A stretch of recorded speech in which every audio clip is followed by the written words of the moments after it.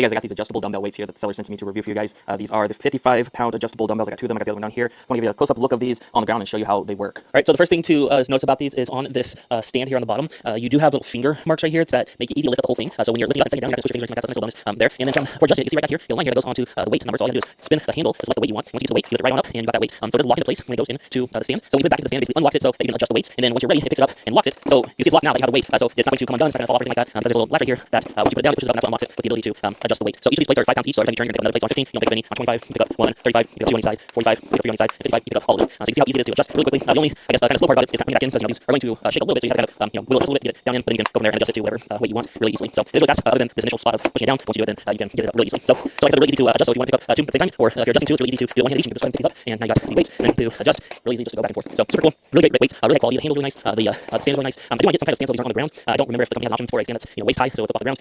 But yeah, not a big deal.